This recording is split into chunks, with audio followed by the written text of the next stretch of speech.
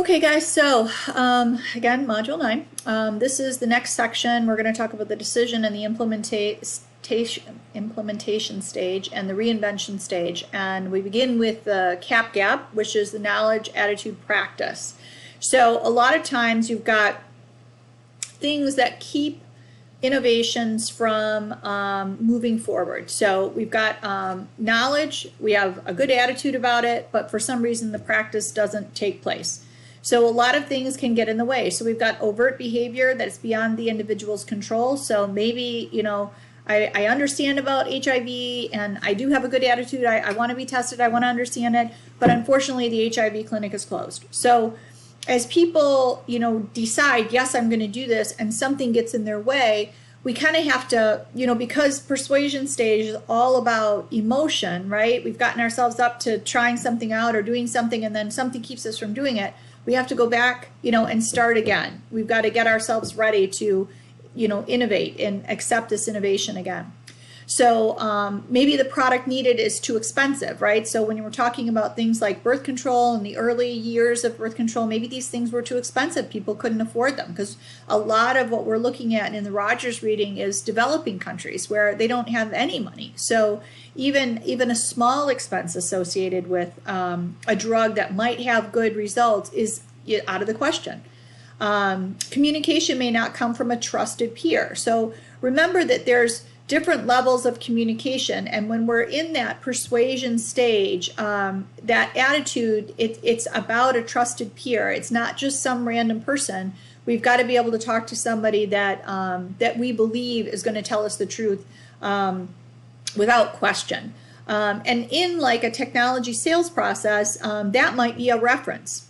A lot of times when I was involved in this, especially if we're talking about millions of dollars, you know, being spent by an organization, they might say, okay, I believe her, I trust her, I think that this is worth looking into, I understand how to do it, the person she brought in was very knowledgeable, and I do believe we'll be able to do it, but I need to hear from someone else, someone that's unbiased and will tell me how it worked in their company, and gets nothing from it. So they're just going to tell me the truth, and I'll be able to ask them questions that are more about organizations and stuff like that. So that trusted peer, even if it's not necessarily someone that you know, is going to be someone different than the people that were involved in the early stages of diffusion or diffusion in a decision process. Peer innovativeness may be different. So if I'm matched up with someone who's super innovative and I'm not, I'm going to be more of a maybe late majority, and this person is an innovator, we're not going to speak the same language, and I'm not going to be comfortable with their level of risk.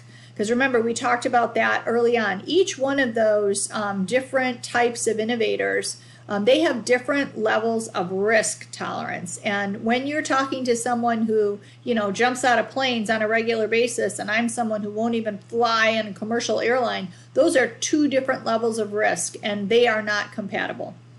Self-confidence levels may be different. So do I feel confident that I can pull this off? Do I feel like I can manage this innovation, even in my own world, right? I'm just talking about getting a new cell phone or something. Is this something that's going to, you know, freak me out? Am I going to be able to work all these buttons? That whole level of self-confidence is going to be something that that might be different between the different peers, and therefore the practice just never occurs. Preventive innovations are typically slower than non-preventive. So things like the event may not occur, right? Why should we use birth control? We may not end up getting pregnant anyway. So that sort of non-preventive is, or I mean preventive innovation is slower to diffuse. You know, HIV, I'm more careful, I don't need to worry about it. And the earthquake, you know, getting prepared for things like that, that may never occur. So those those preventive innovations may be more difficult to diffuse. But a cue to action may help. So incentives, Rogers talked a lot about the different types of incentives that were in place. Governments put incentives for family planning. And at one point they had group incentives. So like if the whole village adopted family planning, the whole group would get, you know, an incentive to be split between the groups. So you had that peer pressure going on as well. So incentives help, and events. So potentially, a big smoke out, everybody quit smoking at once. It's going to happen in August. We're going to have a big event. Everybody's going to be there. Or a pregnancy scare, right? So maybe I didn't think I was going to get pregnant, but all of a sudden it's like, oh my gosh, this might be the case. And now I really am afraid. And I need to take precautions so that this really doesn't happen. The decision stage, talked a little bit earlier on about the two different paths within the decision stage. There's adoption, and in this place, trials are very important. Trials by others, so looking at what other people are doing, even demonstrations. So even if I'm not going to bring it into my organization and try it out myself, I want to see how it works. So show me something, that makes sense to me. Most who try an innovation adopt as long as there is a relative advantage. So once I get to this stage, the decision stage, right, I've gone through the knowledge stage, I've gone through the persuasion stage. So I've gotten, a good part of the way through it. Now I've invested a lot of time and emotion in getting myself ready to adopt this innovation. So as long as I try it and I do believe that there's going to be a relative advantage, yes, I'm going to try. I'm going to make a decision to adopt this. Rejection can occur after adoption. So we've tried it, we've brought it in, we can't get it to work, it doesn't work the way they said, it doesn't work in our environment. For whatever reason, we are going to discontinue this even after adoption. Active rejection, which means I'm just going to say no, I'm not going to do this. Passive rejection is more like I just never really considered it. So it's much easier in a sales process, when you're dealing with somebody who's going to actively reject something.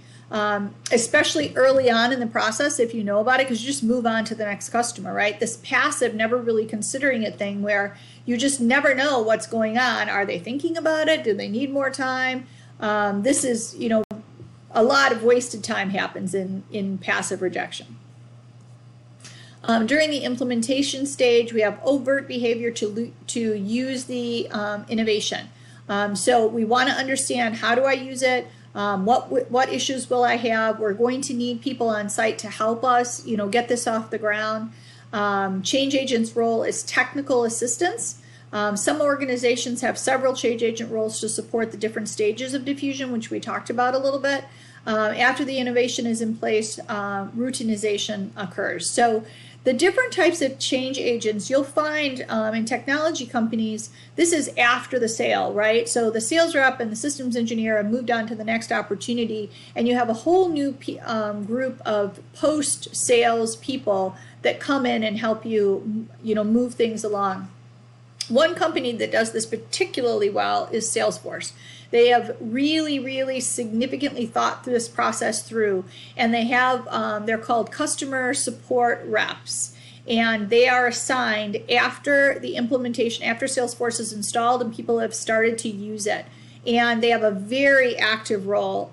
Really, a lot of advantage comes from these people because they work directly with the company on a regular basis to help answer questions, help them understand how to better use the product.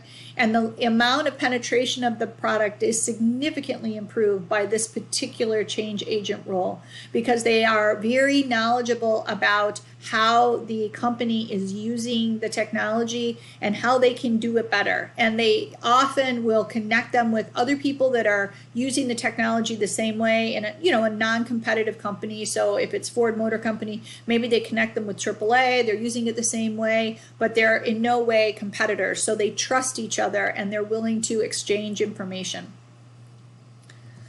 So in the reinvention stage, this is kind of an interesting thing because a lot of things have changed over the years, especially in the technology world with regard to reinvention. So changing the innovation to suit the end user's compatibility, that's basically what reinvention is all about. So we talked about this in the previous chapter. This is recontextualization. So when the Japanese firm brought over ideas, the American firm looked at it and said, well, we don't actually do things that way here, but if we did it this way, that's a recontextualization or reinvention, same type of a thing. So the recontextualization thing was, in a paper that was written, Rogers looks at this as reinvention, so same type of a thing. So in the technology world, things like Oracle customization. So early in technology, and this happened at IBM as well, this would have been like 80s and 90s, typically a piece of software was brought in, and whatever it was it did was fine, but a lot of customization took place, which means we may have taken the source code and changed it. We may have added a lot of programming, and in a lot of ways, programmers, Rogers talks about this, they did it for fun. It was just something cool that they could do. But unfortunately, it left, a sour taste in a lot of business people's eyes, because there was a lot of money spent on something, and then you look at it and you say, is that better? Was this doing what we needed? How much did this cost? What are we doing with this? So a lot of those ROI discussions came out of this level of reinvention, because it was like, what was it doing before? How much better is this? And how much money did we spend to get this done? Using part or all of an innovation. So in some ways, maybe like Salesforce, varying degrees of feature diffusion. So Salesforce is a gigantic application, and most of them are. Even things like Microsoft Word. There's so much you can do with Word, and so few people use it to the degree that you are actually using everything in Word. Or Excel. Excel has so many features, but most people use a very, very small part of these applications. And so when you're talking about reinvention, it might just be like using another module, adding another feature that doesn't even cost anything, but you just find a new way of using the current application that you have in place better, different. And then, and like the DARE, this was part of Rogers. It was one of the case studies where that diffusion of the drug resistance campaign, part of it was about not joining a gang.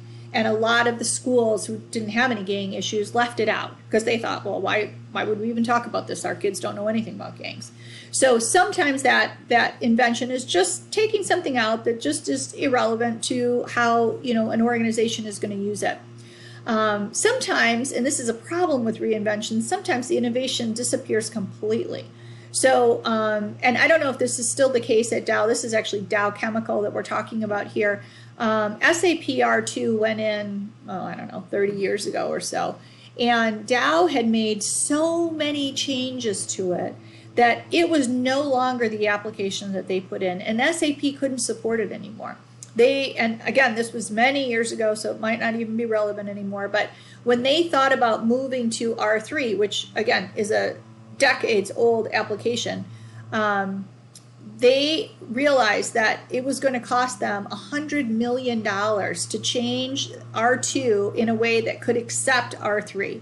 So sometimes that customization, that reinvention is really detrimental. That you get to a point where something that you bought off the shelf because you wanted the additional innovation that came from a company like SAP, but you changed it so much that you lost all that capability. That happened often with Oracle applications, Oracle manufacturing, Oracle financials.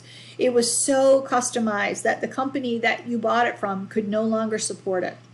So there needs to be a line that that companies understand that they're crossing, and it should be resisted, because the reason that you bought an application off the shelf was to get the innovation that comes from the company that sold it to you. So you've got to be careful about the impact on your support, the necessity of the customization. What are we going to get for this that's so much better? How much money is it going to cost, and how much more complex are we really making that software?